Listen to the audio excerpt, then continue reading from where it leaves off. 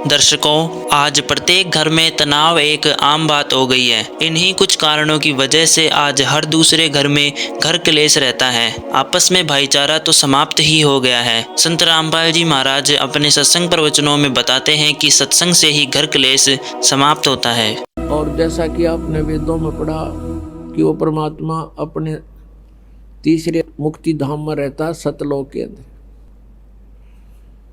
अब तीसरा मुक्ति धाम कैसे है? 21 ब्रह्मांड का एक ग्रुप है, एक समूह है। ये काल का लोक कहलाता है, सरपुरुष का। और 7 संघ ब्रह्मांड का एक अलग द्वीप है, उसके अंदर ये स्टेट समझ लो अलग अलग। वो दूसरा लोक है, दूसरा द्वीप है। और तीसरा सतलोक है उसके निकटतम।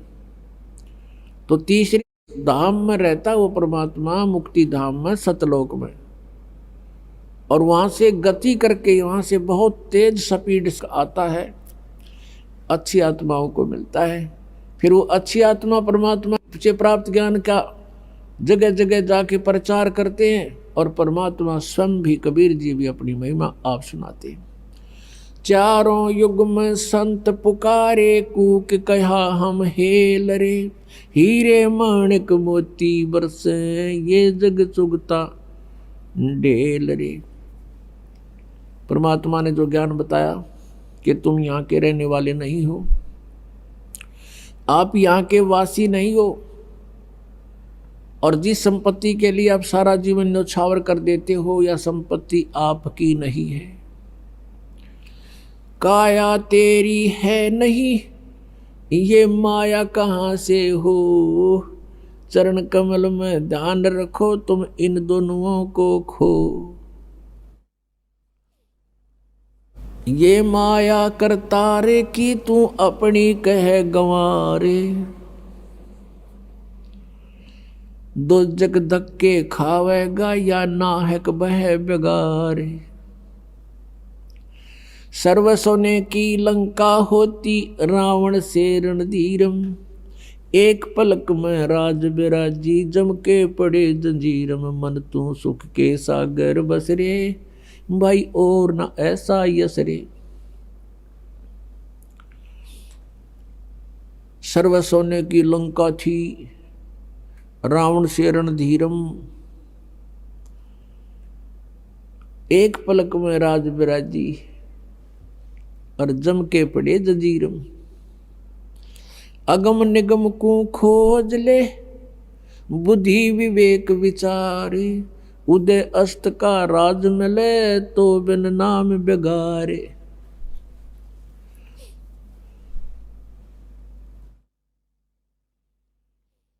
भक्ति बिना क्या होते हैं, ये भरम रहा संसारे। रति कंचन पाया नहीं, रावण चलती बारे। सोने के महल बना रखे थे कुबद्दी ने, सोने की ईंटें, सोने की गारा, और उसमें महल और कई कई मंजिल के। और परमात्मा कहते हैं 1 ग्राम स्वर्ण, 1 ग्राम गोल्ड भी साथ लेकर नहीं जा सका। तो हमारे यहाँ भूल पड़ रही है कि ये मेरा है, या कार मेरी है, कोठी मेरी है, बेटा मेरा है, बेटी मेरी है। जिसमें आपकी यह भूल हटेगी, तब आपकी भक्ति फलेगी कि ना बेटा आपका है, ना बेटी आपकी है, ना यह कार आपकी है, ना कोठी आपकी है। अब आपके बच्चे नहीं हैं, ये परमात्मा के बच्चे हैं। आप परमात्मा के नौकर हो, और परमात्मा ने आपके पास ही अपने बच्चे भेज दिए, बेटा या बेटी। इनको आप अपना मान कर करते हो तो भूल भारी है आपके।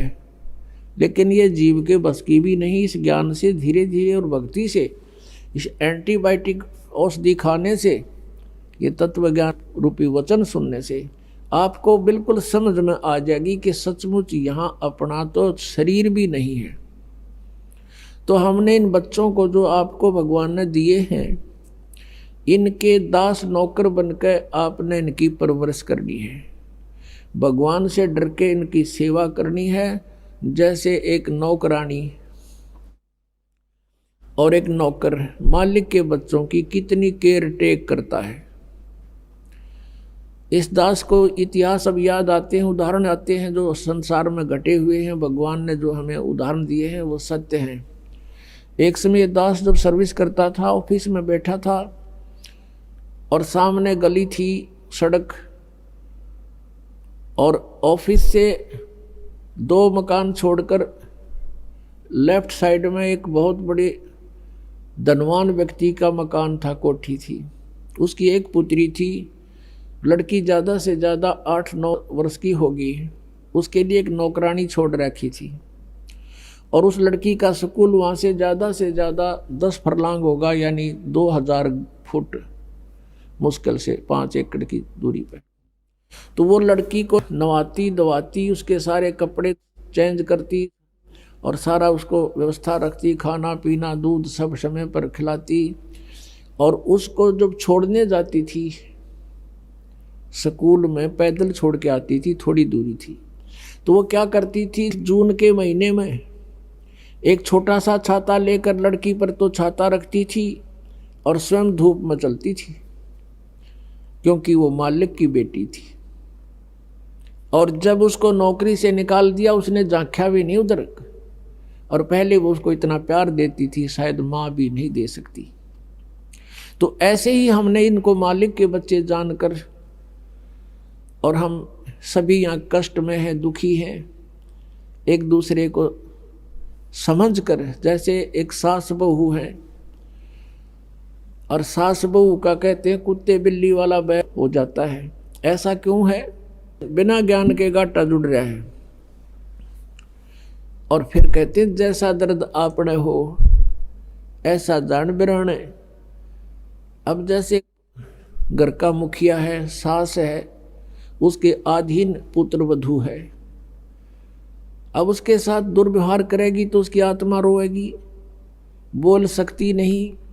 तो वो आत्मा की जो पुकार है वह भगवान के दरबार में डिपॉजिट होती है और उसका प्रतिफल बहुत भयंकर होता है। फिर क्या होता है कि कई जगह ऐसा है कि पुत्र वधू इतनी हैवी है सास पर, उसको तंग करती है, तो उस समय यु ज्ञान याद रखना चाहिए कि हम इस काल ने ऐसी व्यवस्था में जोड़ रखे हैं, क्योंकि यहाँ व्यवस्था ऐसी है। अब जवान बच्चे का और बूढ़े का कभी भी मेल नहीं मिले, ना मन मिले, ना व्यवहार मिले, ना विचार मिले, और फिर रहना इकट्ठा, सास और बहू ने इकट्ठा रहना और कति विचार नहीं मिले, यह गारंटीड बात है, और इसलिए झगड़ा रहेगा, यह भी रहेगा। लेकिन इसका समाधान इस ज्ञान से होगा। देखो, कोई भी घर में हानि करके प्रसन्न नहीं हुआ करता, कोई भी नुकसान करके राजी नहीं, लेकिन हो जाता है। और फिर उसके ऊपर एक दूसरे के साथ खींचातानी करे, तूने ऐसा कर दिया, तू ऐसा करता है, ये करता है। को बालक है उसने प्यार से समझा दे, लेकिन नुकसान जो होना है आपके भाग्य में पूर्व निर्धारित है, वो होके ही रहेगा। और वो नुकसान तो हो लिया और फिर वो झगड़ा बाकी रह गया, बेमतलब की टेंशन। जब आप परमात्मा की शरण में आ जाओगे, ये हानि भी नहीं होगी आपके, सत्कर मान लेना। और इस ज्ञान से जब यो मन बकवाद करेगा, इस ज्ञान रूपी लगाम से यू रुकेगा। एक सास बहू थी, बुढ़िया बहुत लड़ा करती है अपने पुत्र वधू के साथ, इकलौता पुत्र था। अब बेटा ने सोचा करता, भाई माँ की बात नहीं मानी तो माँ की आत्मा दुख पाओगी। वो भी अपनी पत्नी को ही धमकाया करता, गलती होती चाहे ना होती, माँ को प्रसन्न करने के लिए। और बुढ़िया बहुत कलियारी थी। अपने आत्मा एक परमात्मा लीला बख्शते हैं, करते हैं, दया करते हैं। एक बहन सत्संग में जाया करती थी, बुढ़िया माई, वो उनके घर चली गई, कुदरती परमात्मा भेजते हैं। और वह बुढ़िया लागरी कति श्लोक सुनान, अच्छी बूंदी कहना अपनी पुत्र वधू को, और वह बेचारी बोल रहा नहीं। अब बोलूँगी तो फिर सामने अपने बेटे दगड़वाएगी, तो वह बेचारी चुप रहने में अपनी खैर समझ रही थी। अब उस बहन जो सत्संग में जाती थी, परमात्मा परमेश्वर के विचार सुनती थी, उसने सोचा ये तो नरक हो रहा है इनका घर। उसने उस बुढ़िया को सहज सहज प्यार से कहा, बहन सत्संग में चल लेगी? ना, हम नहीं जाया कर सत्संग में, ये तो उलगी जाया कर ठाली, जिन्हें कोई काम कोई ना। हर बुढ़िया ने काम बहुत लड़न का, और काम नहीं उसने, वो छूटे ना उससे।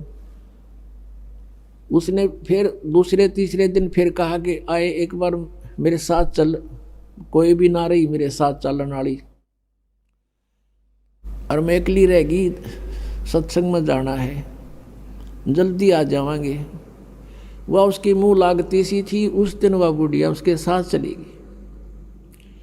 अब साथ चलेगी तो वह सत्संग सुना, सत्संग सुने तो पुण्यात्मा असर होया कर, ऐसी बात नहीं। जब तक हम कुएं के मेंढक बने रहेंगे, हम उसी क्रियाओं से लिप्त रहते हैं, वैसे ही विचार हमारे बने रहते हैं, और ज़्यादा ही दुख और बुराइयां हमारे अंदर प्रवेश होती रहती हैं। बुढ़िया ने सुने विचार, उसकी तो एकदम जो है ना, एकदम परिवर्तन आ गया उसके अंदर। अब सचमुच हमने आपस में नहीं किसी को दुखी करना चाहिए। कथा सुनाई गई कि एक व्यक्ति था,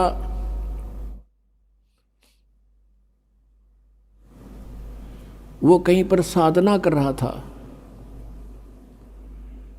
बैठा था, साधना कर रहा था, और एक गाय भागी जा रही थी,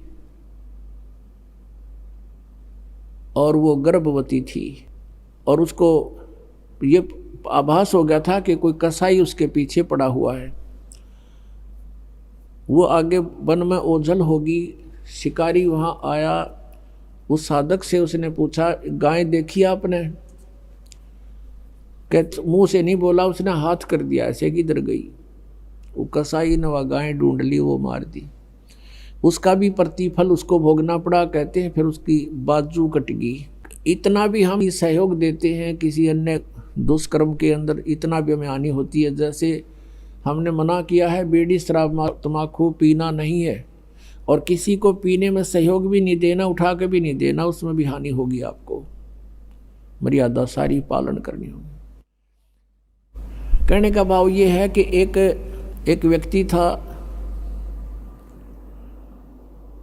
और उसकी पत्नी बहुत लड़ा करती, बहुत झगड़ा करती थी, बहुत बुरा बोलती थी। तो किसी ने, वो जो व्यक्ति था अगले जन्म में जिसकी बाजू कटी थी, वो साधना कर रहा था,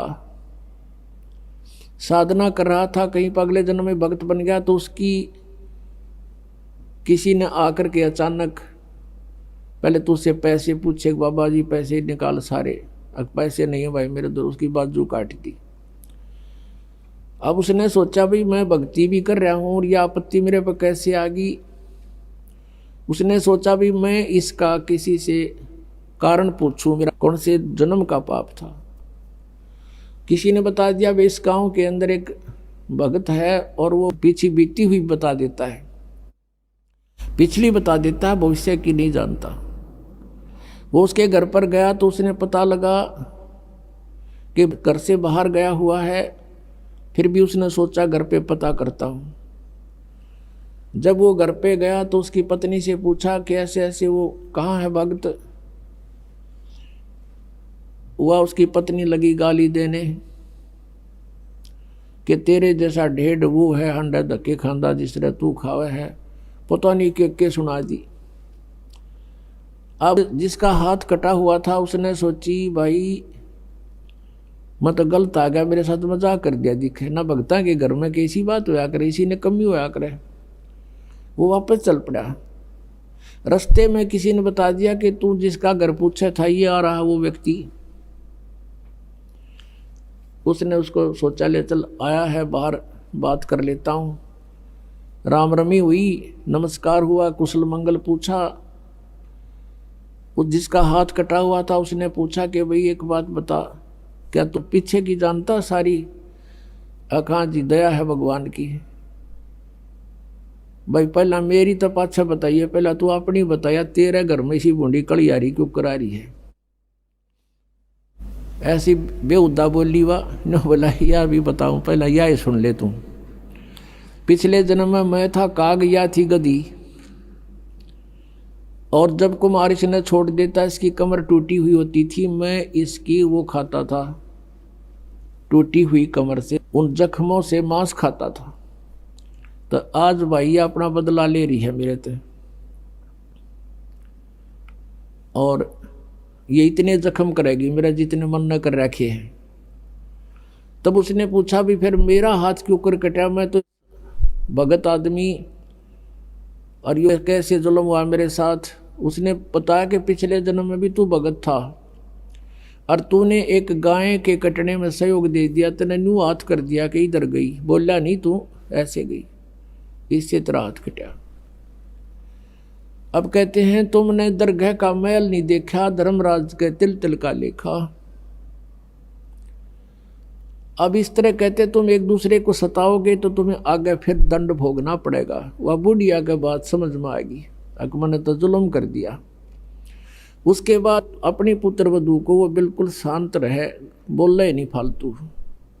सत्संग में ये भी सुनाया गया कि जो कुछ हानि होनी है वह तो हो चुकी, और पाछा वो खाम खा महाभारत बनाने की कोई आवश्यकता ही नहीं। वो तो दूना दुख पैदा करने वाला वो वस्तु आवे नहीं वापस।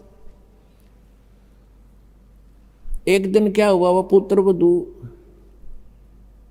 गाय भैंस का दूध निकाल के और ऊपर कड़ियों में कड़ा डाला कर दे, हुक लंबा सरिये का हुक ला देते, और उसमें बाल्टी टांग देते थे कड़े में, हुक में, कुत्ते बिल्ली से बचाने के लिए। अब उस पुत्रवधू ने वो ऊपर, क्योंकि ऊंचा होता था, गर्दन नीचे रखनी पड़ती थी, यूं कर टांगन लगी, वो की तो उल्टी साइड में लग गया। उसने सोचा टंग गया, हाथ छोड़ दिए, वो बाल्टी नीचे गिर गई, सारा दूध फर्श पे फैल गया।